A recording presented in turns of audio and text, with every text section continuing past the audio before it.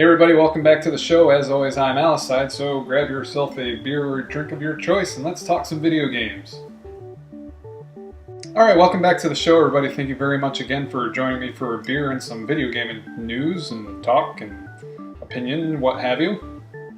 This week we have a varied sort of assortment of things since it was kind of slow, but there was a couple new things that I felt like I could share with you. So we'll start off with a little bit of an update to something that I talked about last week, and that was the Mighty No. 9 Kickstarter. They did actually meet the goal that I was hoping for, so we will be seeing that getting ported to handhelds, including the PS Vita and the 3DS, along with the next-gen consoles like the PS4 and the Xbox One. So that's fantastic news. I'm really excited for that one. I'm not sure if they have a prospective release date for it yet, but I would expect it probably sometime next year. Obviously, there's only like 3 months left out of this year.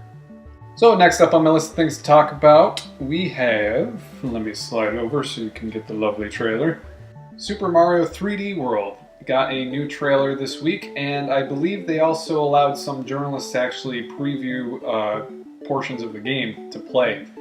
And it's looking like it's going to be turning out not significantly different from the new Super Mario line, but there's going to be some drastic differences. And above all, it looks like it's going to be clinging to more traditional style Mario platforming play, which to me is a great move because I'm a huge fan of classic Mario, and the closer they can get to classic gameplay, the better, in my opinion.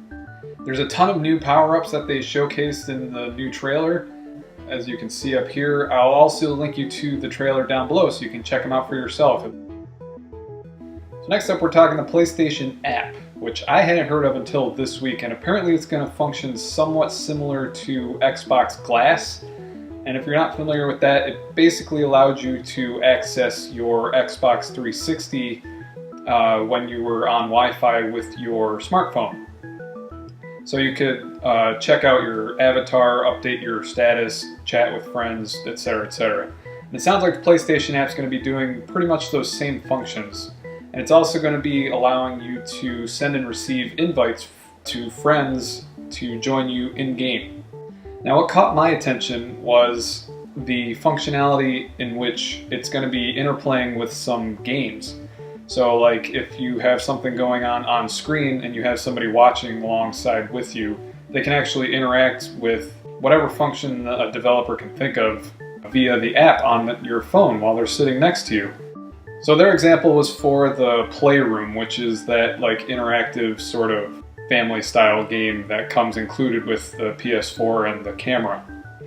And it showed a kid using his smartphone to draw some sort of picture or whatever. And then the drawing got ported from the smartphone into the game room, the Playroom, whatever.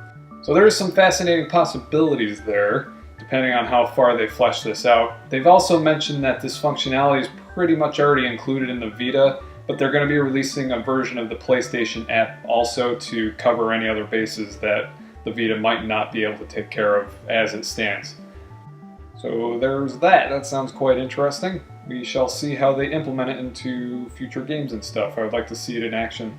Alright, and last up on my list, Grand Theft Auto 5.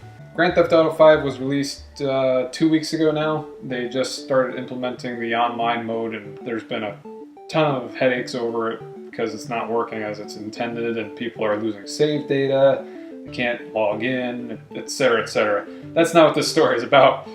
What it is about is the petition going around the internet that already has 600,000 signatures in which to port Grand Theft Auto 5 to the PC, which I'm surprised isn't already happening on its own, because GTA 5 would look excellent on a PC. It already looks pretty good on a home console, so a PC would it'd be like cinema quality gaming. Also, with the inclusion of the game on a PC, there's a possibility for a lot of modding to happen, which I think would be really cool to see in the GTA 5 world, since there's some possibility for things to be expanded upon and some minor tweaks here and there, like maybe to the stupid crosshair, maybe the driving mechanics, and I really don't understand why they don't let you just listen to the music while you're walking around outside of a car, because there's a ton of music to be listened to. I do a lot of running around personally. I don't use cars at all times. So I'd like to have like maybe an iPod or a mini player type thing that I could carry around on my character and listen to music whenever I wanted to. If anybody's listening out there, and it does come to PC, make that happen, please. So if you're interested at all in that, make sure you go sign it. I'm not sure if they've set a date for when they're going to be sending that to Rockstar, but with 600,000 signatures already, they're well on their way to the 1 million mark, and they're probably going to be getting Rockstar's attention pretty soon. So go check it out if you're interested. So I think that about covers all the bases for what I wanted to talk about today. As always, if I did happen to miss some major news story from this week, or I don't know, this month, since I've been absent a couple of times, be sure to inform me down below in the comments. I always enjoy talking about that sort of stuff. And if this is the first time you're joining me for a beer and some gaming news, be sure you subscribe so you can come back and grab a beer with me next weekend. I always update on Fridays, Saturdays, and Sundays, except for when I don't. So until next time, I'm Alicide. This has been Havin a Beer, and I'll talk to you guys next weekend. Cheers.